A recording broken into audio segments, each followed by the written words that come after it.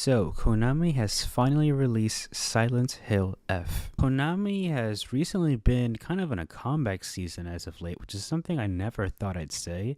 I mean, if you just check their recent history, I mean, a year ago they helped Bloober Team with the Silent Hill 2 remake, and it turned out to be a pretty big success, not only for Bloober Team but for Konami as well. It was very well received. I personally really enjoyed it. Hell, I'd even say that I, in a lot of aspects, really prefer that version over the original. You can fight me all you want, but it's the smoother way to play the game, in my opinion. And at the end of the day, the point is that Bloober Team did a phenomenal job with the remake, and Konami did a great job assisting Bloober Team with making the remake happen. And I heard that a Silent Hill 1 remake was confirmed. It is into production, which is hype because I actually, not that long ago, finished Silent Hill 1 and I really enjoyed that game. And Konami also managed to do a remake for Metal Gear Solid 3 Snake Eater with Metal Gear Solid Delta Snake Eater, and I honestly really enjoyed that remake. It's a one-to-one, very faithful remake. I don't think they really touched that much except for the obvious stuff like some gameplay changes, control wise, graphics wise, all that stuff, as I was saying.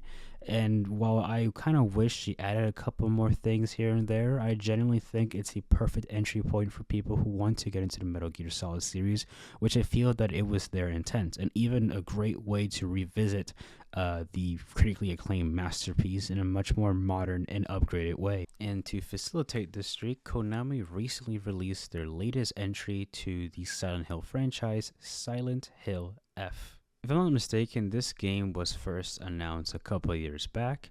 Apparently, like around 2022, which is be around almost 3 years now, since according to Google, it was like October 22nd or something. But yeah, it's honestly kind of crazy how time flies by because I remember this game being announced like not that long ago, at least in my mind. But anyway, coming back to the subject, this game had like so much speculation going around because just the way the teasers, the way it was just marketed and stuff. Like I think the first teaser trailer kind of looked or gave me the vibe that it was going to be like a mobile game because Konami at the time was making Silent Hill mobile games, which was an entire mess and really just shattered the entire perception that people had with the Silent Hill brand and identity for quite a while. And people just didn't think that Silent Hill was going to make a comeback until the remake and now this game that recently released. But yeah, I mean, aside of that, fast forward to around this timeline, we had gameplay trailers, we had story trailers, stuff like that to give us some details about what to expect from this game. And people were insanely skeptical of this game before it even released, mainly because they saw that combat, specifically melee combat, was going to be part of this gameplay. There was all types of labels thrown out for this game. They were calling it a Souls ripoff, a Soulsborne type game that was going to ruin Silent Hill and its identity. This isn't Silent Hill. There was a lot of pitchforks being raised and a lot of skepticism just being brewed. But anyway, fast forward now, the game is out. Everybody has finally had a chance to play it. I actually pre-ordered the digital deluxe edition because I wanted to play this game 2 days before it came out. Because I'm just like that, honestly. I'm a sucker for Silent Hill gameplay and just content in general. But yeah, I just finished the game, and here really are my unfiltered thoughts about the game. This game is very messy, but generally has a lot of heart and soul put into it. The story of this game is basically there is this young girl, this high schooler called Hinako, in which she basically lives in this very abusive household in which her father is very abusive towards her mom and towards her. She feels emotionally drained for just being in that household. She basically wants to escape from just the constant arguments going on, so she decides to kind of leave her house and meet up with her friends. And as she's meeting up with her friends, basically all hell breaks loose, and that's really where the game kind of takes off. If I'm being very vague with the narrative and stuff, I'm just trying to avoid any sort of spoilers because this game has like so many plot twists in the narrative and it just keeps on going and going and going and going.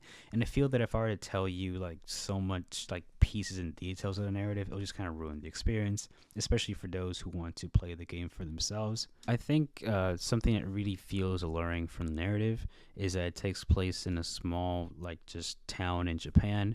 So that means that the exploration wise, you kind of keep on backtracking towards the same place, similar to the other Silent Hill games, and everything feels connected and interconnected. So, like that one item that you found earlier in the game can be used for a later part in the game. It can open the door of other options and just kind of side content and lore and details that you might want to explore or understand. And also, I just love the dynamic between Hinako and just the friend group in general. The other, like the three friends that she has in this game, we have Shu, who is this guy who's very protective of, his friends and stuff, and wants the best, wants to just make sure everybody is okay, just save everybody. We also have Rinko, who is one of Hinako's, personal best friends, and also kind of has sort of a revelation within her character arc that kind of summons something of jealousy and stuff. I'm being very vague, but I'm kind of putting some adjectives just so you can get like a little bit of a glimpse as to what I'm trying to convey. And we also have Sakuko, which has some sort of like thing with Hinako. What's kind of interesting with this narrative, and again, if I'm just bouncing around, I'm sorry for that because I'm trying to avoid as many spoilers as possible, and it's very hard. We're trying to talk about the narrative and just the great things that are going around with the themes, but this friend group, just the way it connects in the story, it's very important and essential, and it really explores Hinako's mindset and the way that she perceives her friends and those people around her, her family members, everything. Because Silent Hill is known for its psychological horror elements, its disturbing nature, the way that it kind of like picks apart the worst aspects of a human being or the MC, kind of their deepest, darkest thoughts, and kind of puts them as like monsters or just as things that causes them to be in peril. And I feel that the way that they do it in this game is really interesting, especially with her friend group and the way that they tackle the feelings and emotions that her friends have for Hinako, or how Hinako views her friends and vice versa. I think it's very interesting and opens a whole can of worms, which is later on explained in this game, kind of back and forth-ish, but it works for the most part. The game like opens up with a disclaimer of just a lot of heavy content like SA, domestic abuse, and a lot of things like suicide and concept of that. And I feel that the way the game exposes and talks about these themes, it's very interesting. It's very dark, and it's kind of like more heavily implied, if anything. And I feel that that's kind of what makes it clever, because when I was playing this game, I was reading almost every single journal entry there was. The minute there was like an update in the journal entry, I was opening the journal, kind of reading it, trying to like get a feeling of what I'm experiencing or Hinako is experiencing, her mental. I love that when she just progresses further in the game, we see like kind of like notes or different caricatures of her emotional state or the way that she views people, how she remembers them. It just goes through so many crazy loops in the game, and the dialogue as well as how sometimes it feels very like Twin Peaks esque. I mean, similar to like the weird dialogue that we have from the earlier Silent Hill games, in which it's kind of up to the game player's interpretation as to what they were trying to say with that line, especially with how it cycles back in the future events of the game. But yeah, it just has so many cool like little small details and stuff that I was just kind of like just reading every single thing I can possibly grasp, just so I could understand even the things that might not be super relevant to the main plot, like the city, like this is a small town around me, the people around me, just to get a feeling of how Hinako views these people, and just what the hell is going on, so I can uncover this kind of crazy mystery that's going on and lurking around the town. I don't know, it had me hooked. A lot of the narrative, a lot of the lore really had me hooked, and that's something that a lot of horror games kind of struggle with because they have so many things going on. But with this game, I had, at least in the first half of the game, there were plenty of moments where I could catch my breath, kind of see what's going on, read a little bit, and try to interpret as to what is just going on in the scenario. However, in the second half of the game, I just feel that too many things are going on. And while the story, I would say personally, is consistent from beginning to end, it still takes some nosedives here and there in some sections. I mean, for example, there are times in which I believe that the ideas, or at least the things that were kind of like touched upon earlier in the game or touched upon later on in the second act or the second half of the game, and it feels like it's just stretching it or just saying things that we already know. It's not adding that many new details that kind of warrants this thing from being explained or brought upon again. And this kind of like brings me to one of my main points of this, of just how I felt of this game. It's kind of a con, but it's mainly that the exploration, the puzzles of this game, kind of ironically, uh, it could have been it could have been tighter. It could have been better. For just context, I was playing this game on the hard difficulty mode, both gameplay wise, like combat, and just puzzles in general, because Konami, for some reason, couldn't give me a normal mode. It was either story or hard, and story implies that it's like the easy mode, and I just didn't want an easy mode. I wanted something that was challenging and at the same time like not too much, but hard was the only thing that was there, so I chose hard. And in terms of the puzzles, I didn't find it to necessarily be like impossible, but there were some that were definitely challenging to say the least. Um, but at the same time, like I just think that some of these puzzles were just like not as creative and not as cool as, like, let's say Silent Hill 2 remake, which I hate to compare since it's obviously a remake depicting in a game that's critically acclaimed and stuff. But I just feel that it just didn't give me the same level of enthusiasm or just joy that I used to have. I mean, with the remake, like I would say that even perfected the puzzles, and even the puzzles I found tedious and original, and even added some new stuff that were really cool. Kind of made you think a little bit more, write down some things, like kind of like what you do with the older horror games. It just made you lock in and focus. It was Silent Hill F. Some pieces of the puzzle have to be more attached with lore, and that's really cool. But it kind of becomes very predictable the more you progress, and it's like, yeah, we get it. It's supposed to be about Hinako. It's supposed to be about some personal stuff, which I won't mention. That is explaining the story and stuff. But I feel that we could have had a little bit, I don't know, more interesting puzzles from stuff that we don't know. Now, I want to address, obviously, the elephant in the room, which is the combat of the game. This is a aspect that everybody is talking about much more than the atmosphere and stuff, which I will address, obviously, because it's part of the Silent Hill brand and identity. But let's talk about the combat and stuff. I'm not going to sugarcoat this. This is very 50-50, and it's very messy, and I feel like Konami just didn't really stick the landing that well with this department. The thing is that I didn't mind the combat at first, especially in the first half, since it kind of gives you a balance between fighting and exploring and doing puzzles and stuff. But it just got to a point where the second half of the game feels like it's like combat rooms and just constant action, which ruins a little bit of what I wanted from a Silent Hill game, especially with what the game sets up itself. The atmosphere is cold, it's serene, it feels like, I don't know, there's something going on, there's something lurking there, there's something beyond the fog.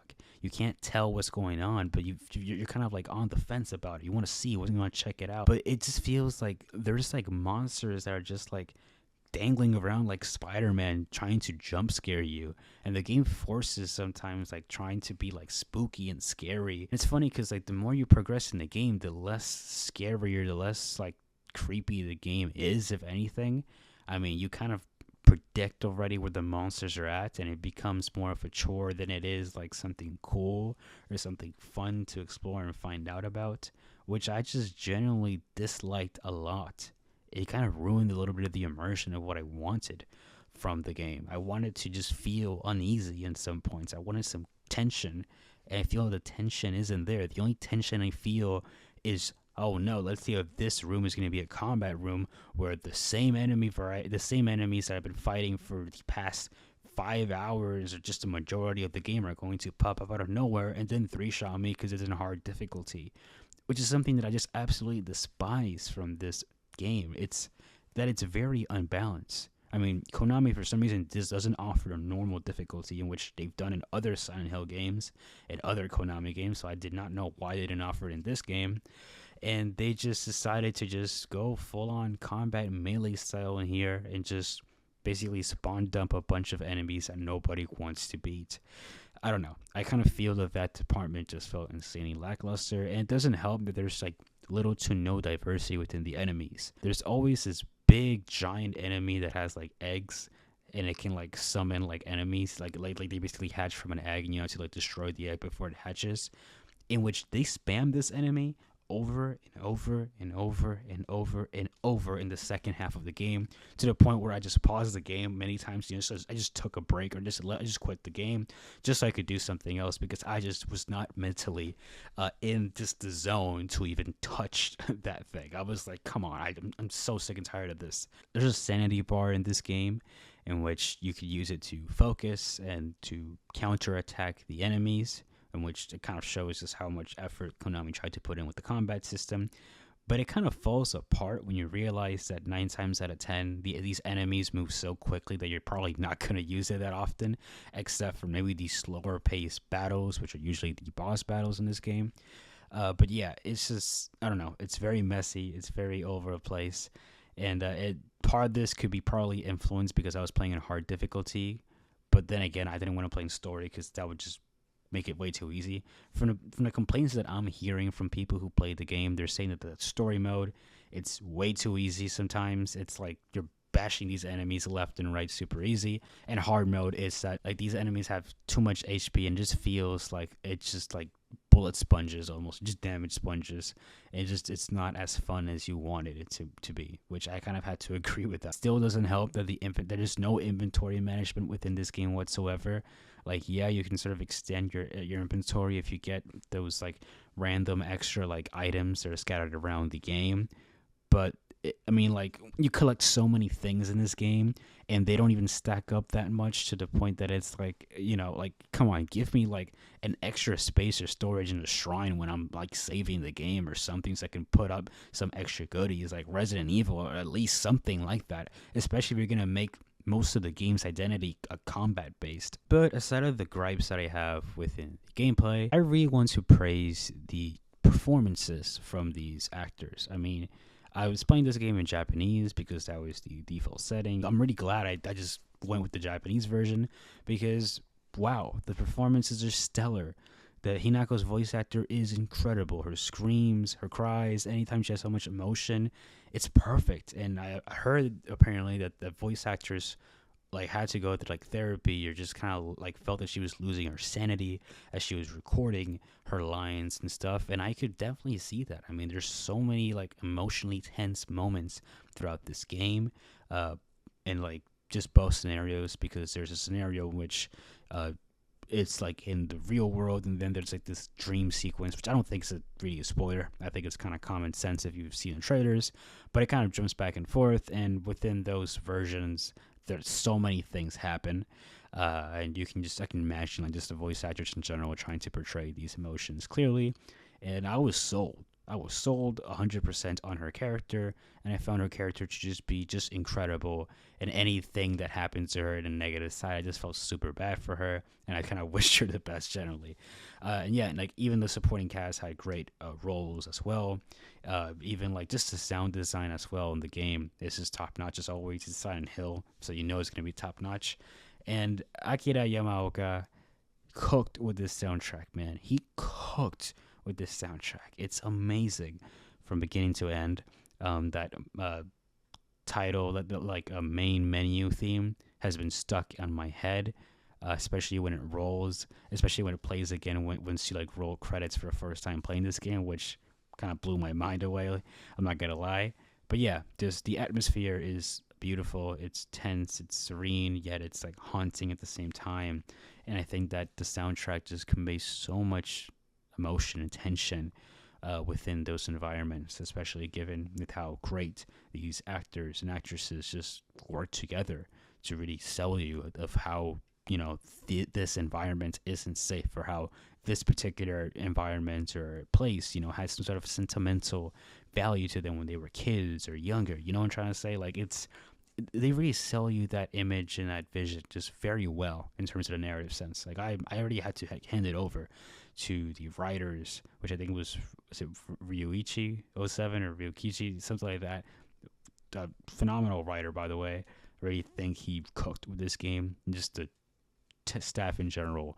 And that's what I was saying, like the actors and actresses, obviously everything, just everybody involved. You're really cooked with the narrative and just really bringing it to life. I played this game on Steam, and I have to admit that the frame rate was very choppy a lot of times. Like this might be Konami's like least well optimized game probably ever. I mean, I don't know. I haven't played like as many Konami games to really dictate that. But in terms of this game's launch, it was very messy, and every time I would load into my save file, like shaders wouldn't even be properly compiled at times, and I had to wait a while until like it fully loads in. And huge boss fight moments or important stuff like chases or whatever, like like the frame drop would just like drop drastically, and it's like why would this happen? Like, I mean, like my PC can run almost anything. It ran Snake Eater almost flawlessly, basically. And a lot of people had a lot of issues running that game. Like, I don't even think it's Steam Deck playable. Yet this game is somehow like maybe locked at 30, but it still is, which I don't even understand. But anyway, like, I just don't understand why this game doesn't run that well.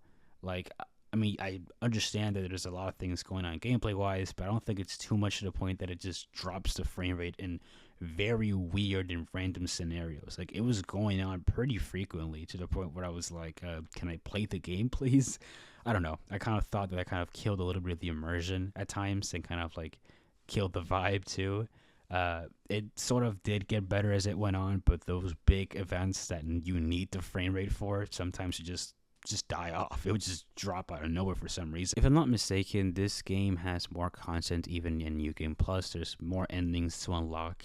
I think there's even like a true ending apparently, and like a bad ending, and like the secret ending, and then the secret ending. It's some stupid stuff like that. I might check it out. I'm not entirely sure. I'm just kind of in the fence with like just the overall experience of this game. I don't hate this game. I just want to make it clear. I do like this game. I think the narrative is strong. I think Hinako is one of my favorite female protagonists in a horror game in a long time. I can really just relate with a lot of stuff with her. And I feel the game makes a very strong and sharp argument and just dialogue about feminism in the 60s, 1960s, and the way that women can be easily discarded and not seen as humans, which is one of the main central points of this game, one of the main messages in which Hinako feels invalidated and feels that she's like tossed aside because of societal norms, which I feel is something that's very deep and unfortunately something that's common in society. But anyway, aside of the rant, I think this game has a lot of things to say. It does a lot of things well, but it kind of fails and flunks in some of the most fundamental and basic things that a game should have as well. But yeah, what you guys think about this game? Did you guys love it? Did you guys hate it? Let me know in the comments down below. Also, if you enjoyed this video, leave a like down below. Subscribe to notification bell on to miss an upload from me. And yeah, see you guys next time. Peace out, everybody.